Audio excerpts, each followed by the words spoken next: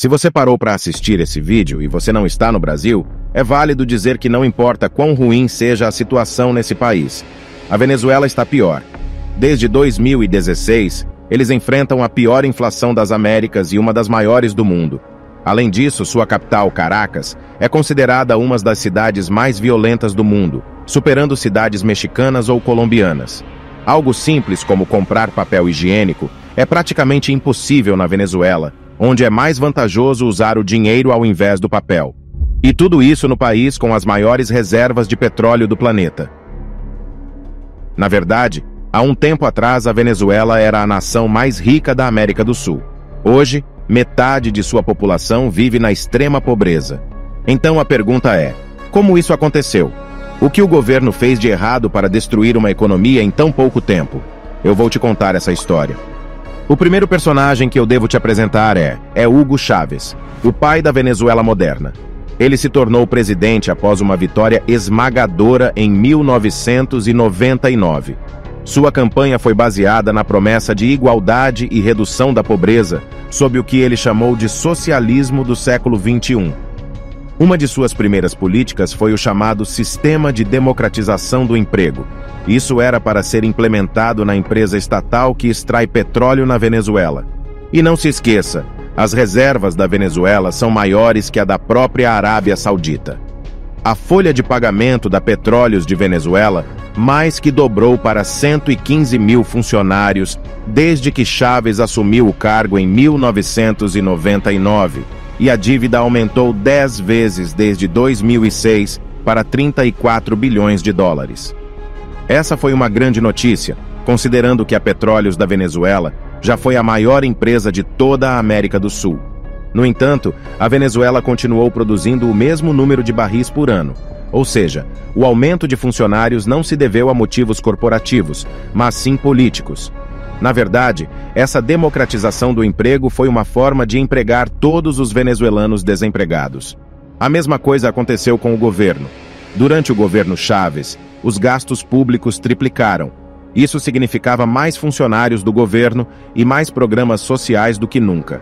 No entanto, nada disso foi um problema enquanto as exportações de petróleo continuassem pagando as contas. Na verdade, Chávez cortou a pobreza pela metade.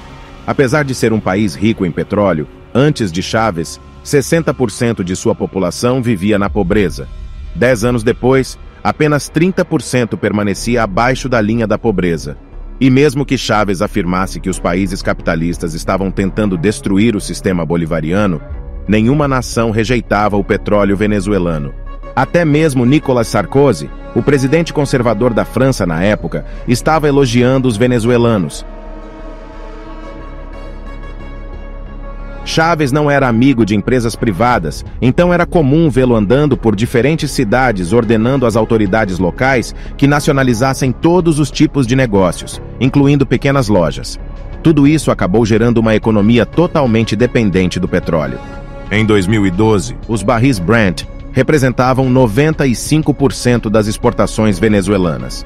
Devemos acrescentar o fato de que a Petróleos de Venezuela teve custos mais elevados do que qualquer outra empresa de petróleo, em parte por causa dos aumentos na folha de pagamento. No entanto, enquanto o preço do petróleo fosse superior ao custo de produção, a Venezuela estava ganhando dinheiro e todos estavam felizes. Mas espere um minuto. É aqui que tudo começou a desandar. Em 2014, os preços do petróleo caíram, e adivinha só, a Venezuela foi o primeiro país a sentir os efeitos dessa queda. Seu lucro por barril encolheu mais e mais a cada dia. Quando essa crise do petróleo começou, Hugo Chávez já havia falecido, e seu sucessor era esse cara chamado Nicolás Maduro. You whistle, I whistle.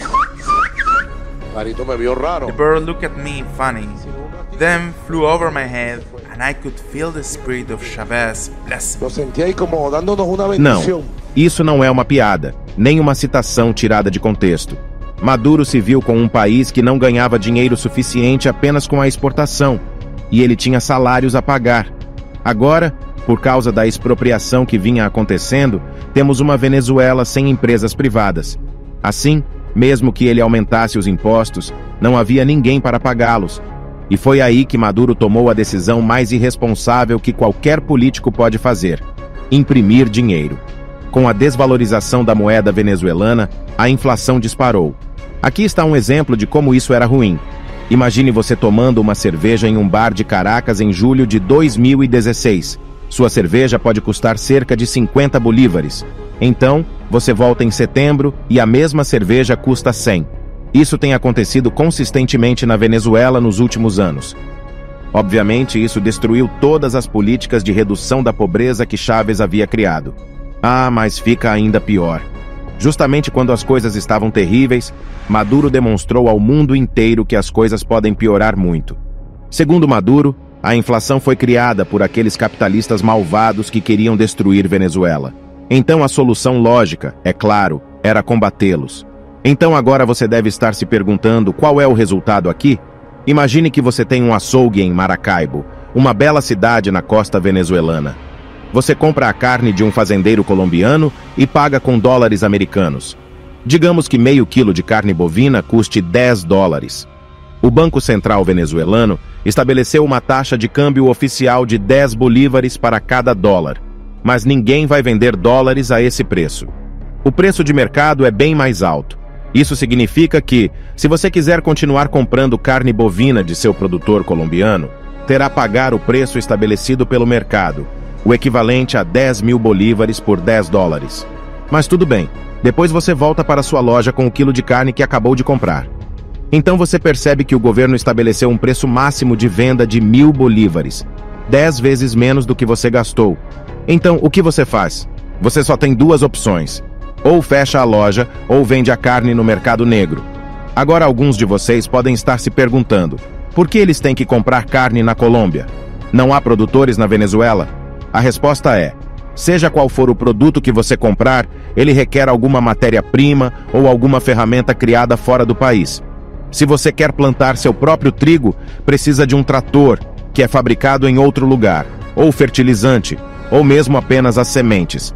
De uma forma ou de outra, não existe país na Terra capaz de produzir todos os bens que consumir, nem mesmo Estados Unidos. E não se esqueça que a Venezuela baseou sua economia inteiramente na exportação de petróleo, mas hoje isso não está indo nada bem. Como mencionei, o petróleo venezuelano é tão caro para produzir que eles preferem comprá-lo fora do país. Enquanto isso, as lojas não podem importar mercadorias, levando a uma maior escassez, com pessoas que estão dispostas a, literalmente, esfaquear alguém por um pequeno pedaço de pão. Então, agora que demos a você uma visão clara sobre a Venezuela, adoraríamos saber o que você pensa. Você acha que Maduro conseguirá tirar seu país do colapso? Adoraríamos saber sua opinião. Deixa a gente saber nos comentários abaixo.